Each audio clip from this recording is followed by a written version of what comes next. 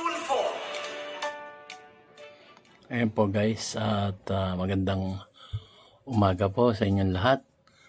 Ipifeature na naman natin si Senator Raffy Tulfo. So, tingnan natin kung ano yung kanyang nagawa. Alam nyo naman guys, si DIY KKB Informative ay nagbibigay sa inyo ng mga impormasyon patungkol sa mga politiko na may nagagawa at yung walang nagagawa, ipinifeature natin. So itong taong to, tingnan natin kung ano yung kanyang talambuhay, yung brief talambuhay niya para makilala natin ang lubos itong si Senator Raffy Tulfo, kung saan siya nanggaling, kung saan siya nagsimula, at para makapagpili rin naman tayo ng taong karapat-dapat sa gobyerno. Ito po si Senator Raffy Tulfo. Tunghayan natin yung kanyang talambuhay. Brief lang to guys, hindi natin pahabain. At isusunod ko pa sa inyo yung kanyang mga nagawa dito sa Pilipinas at sa taong bayan, mga mamamayang Pilipino. So kung napasya lang kayo sa aking YouTube channel guys, palaguin natin yung YouTube channel ko. Maliit pa yung community pero inaasahan ko po kayong susuportahan nyo ko. Ila-like nyo or subscribe and hit the notification bell para updated pa kayo sa mga susunod ko pang mga videos patungkol sa mga politikong may nagagawa.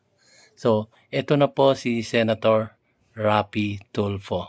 Ito ba? Teka.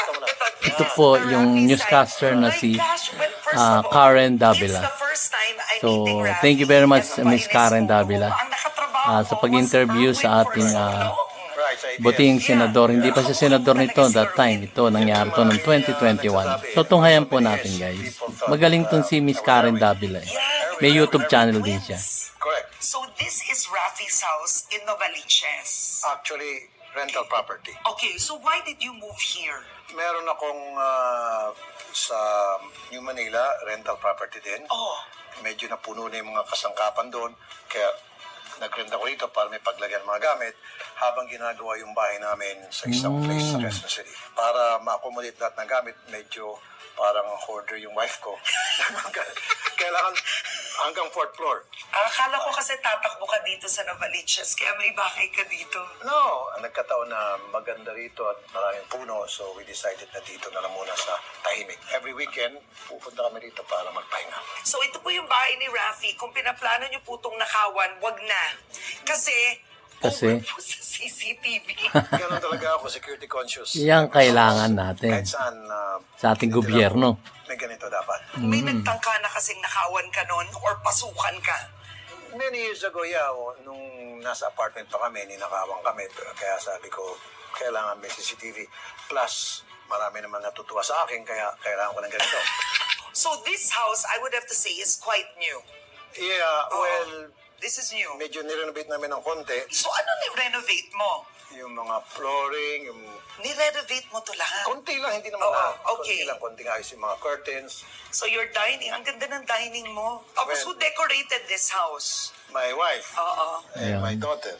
Ito, yung... So tuloy na po tayo sa interview ni Miss Karen Davila kay Senator Raffy Tulfo. Ang tawag sa'yo, idol, ang daming tao takot sa'yo. Pero sa bahay mo, under ka ba kay Mrs.? Hindi naman. Nirespeto niya ako, nirespeto ko siya. So, nagbibigayan kami. Nakikinig kami sa isa't isa. Walang under sa amin. Wala. Wala. Oo. Pantay-pantay. Pero sino may last say sa bahay? Si Mrs. Oo. Paano kayo nag-meet ni Mrs.? Many years ago sa Kawain City, Isabela, disc jockey ako noon. At fan siya. Talaga. Simula talaga siya sa hirap. Disc jockey. Fan siya, papasyal-pasyal siya. Talagang crush niya ako eh. Kasi padandaan siya eh. Sabi ko, crush ako ito sige nga, niligawan ko.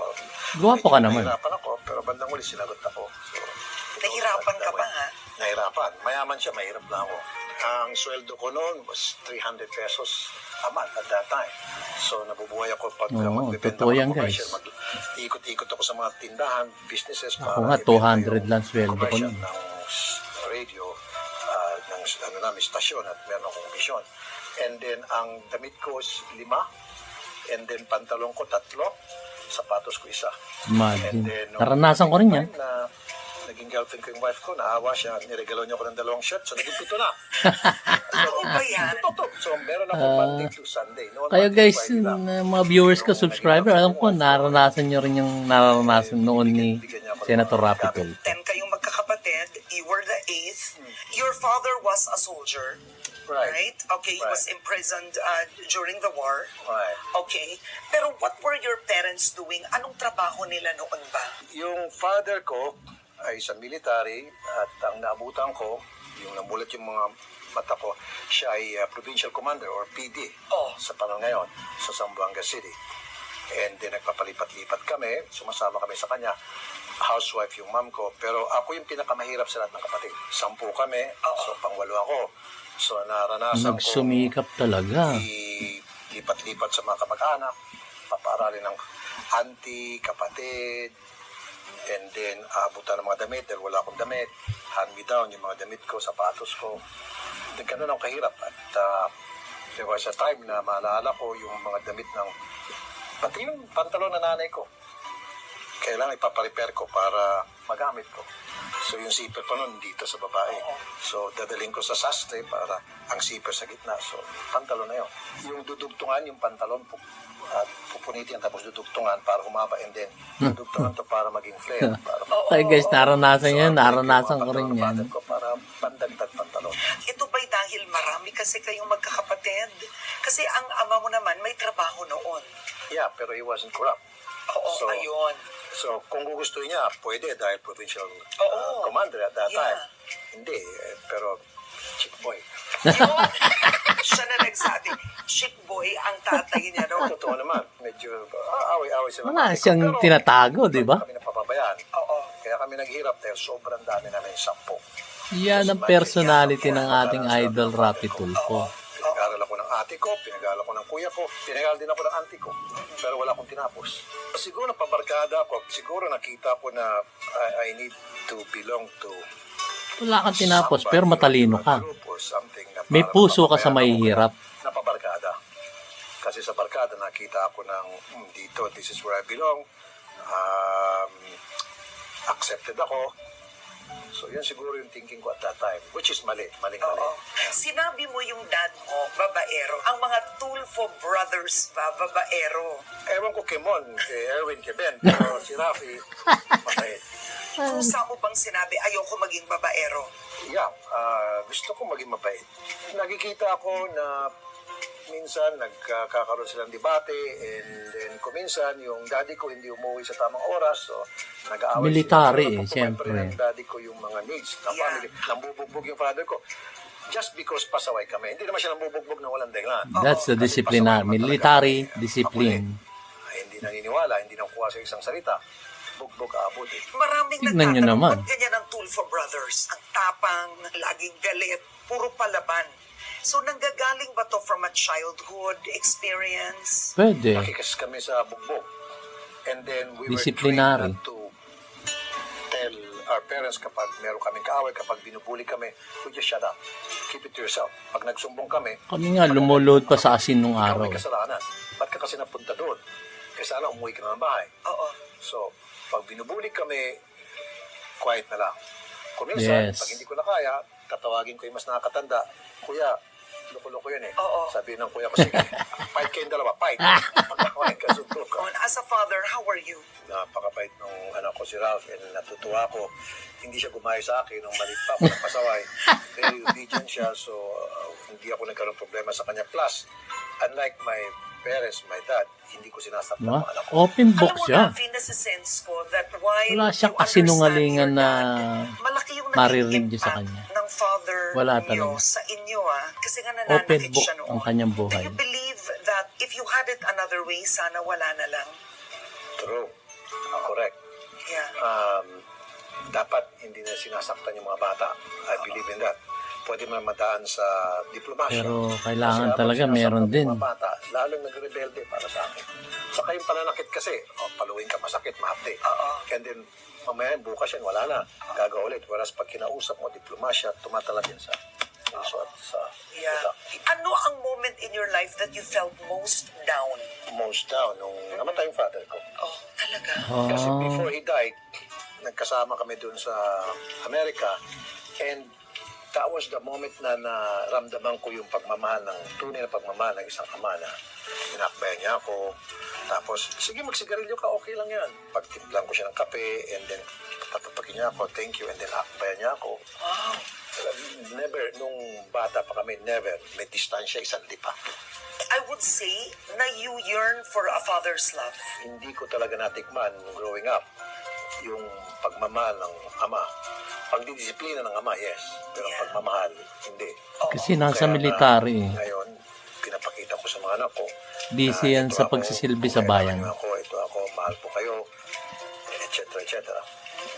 Pero bago namatay yung father ko, yung short na moments, siguro mga isang buwan yun, na naging close kami. And then, naramdaman ko talaga yung sobrang ramdam ko na ito palang pakiramdam ng mahal, pagmamahal ng isang ama. And then, pag uwi niya, sabi niya, pakabait ka ha. Hug pa niya ako. And then, pagdating niya ng Pilipinas, bakit natin ka? Ayun nga. Bakit natin ka? Parang nagparamdam. Wait, Sabi niya, ako, please, ako tumagalan. Umagat tama Okay, na, huwag mo na ako okay. pag-usapan. hindi, okay lang. Literal nag-brownout talaga. Maaari nga, may cancer siya. So, ngayon, nung may cancer siya, lahat ng mga kapatid ko na stage 4, nag-uwian na, and then ako hindi ako makauwi. And then nung malaman ko na patay na siya, iyak ako ng iyak. Hindi ako nakapasok ng 2 araw. Wow, you really loved him. Yes. You really Siyempre, loved him. ama yun Doon na eh. lang, yung panahon na lang na yun. Yeah. Doon ko na rin napakita sa kanya yung pagmamahal ko. Yung na-feel ko na I love my dad. I really do. Yun. Yun pala.